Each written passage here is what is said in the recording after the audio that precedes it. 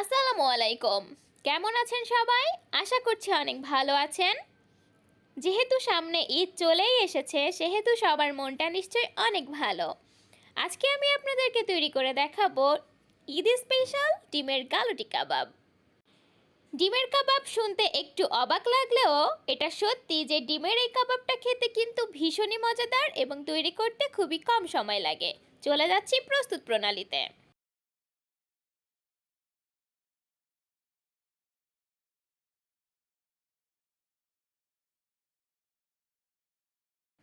ডিমের গালুটি কাবাব তৈরি করার জন্য প্রথমেই একটা ব্লেন্ডারের জারে সিদ্ধ করে নেওয়া ডিমের স্লাইসগুলো দিয়ে দিচ্ছি।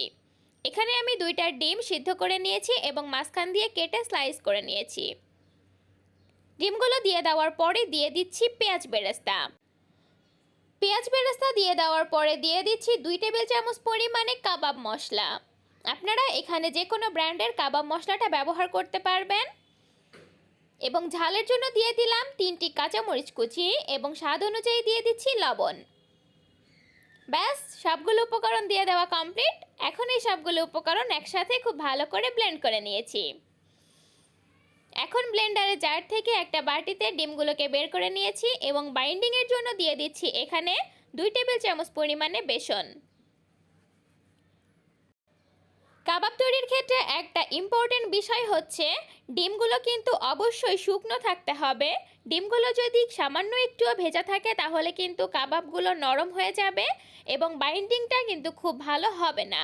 সেক্ষেত্রে চেষ্টা করবেন যখনই আপনারা ডিমের এই কাবাবটা তৈরি করবেন ডিমগুলো কিন্তু শুকনো থাকতে হবে। বেসন দিয়ে দেওয়ার পরে ডিমগুলোর সাথে বেসনগুলোকে খুব ভালো করে মেখে নিচ্ছি। মেখে নেওয়া হয়ে গেলে এখন আমি কাবাবগুলোকে তৈরি করে নেব। এই জন্য প্রথমেই হাতে সামান্য একটু তেল মেখে নিয়েছি।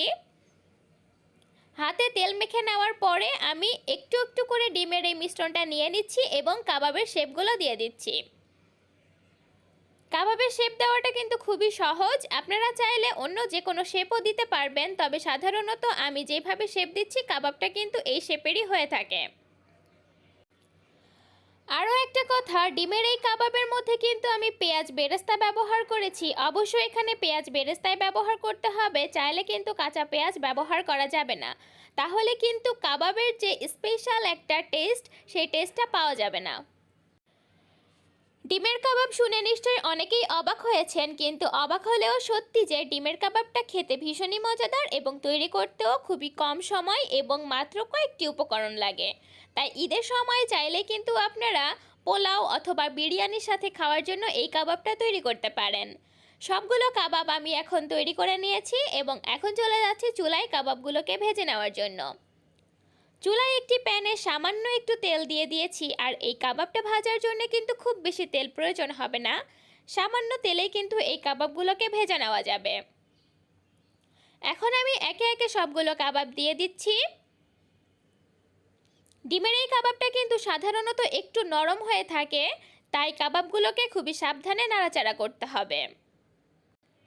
ঈদের সময় কিন্তু আমরা বিভিন্ন ধরনের কাবাব খেয়ে থাকি, তাই একটু নতুনত্ব নিয়ে আসার জন্য আপনারা চাইলেই কিন্তু এই রেসিপিটা ট্রাই করতে পারেন।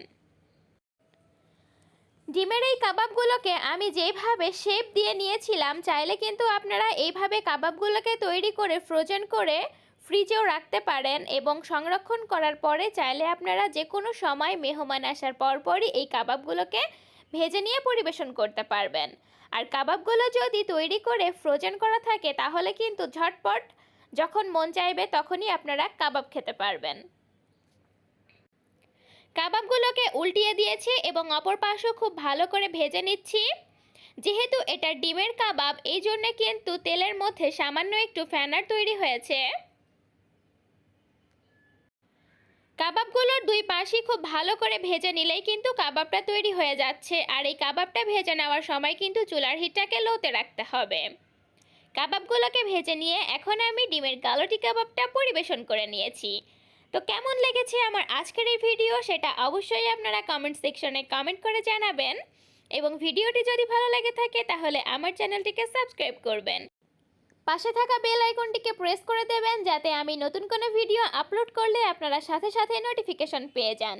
লিজা ড্রিমস নামের আমার যে ফেসবুক পেজটি রয়েছে সেখানে লাইক এবং ফলো করে আমার পেজের সাথেই থাকবেন।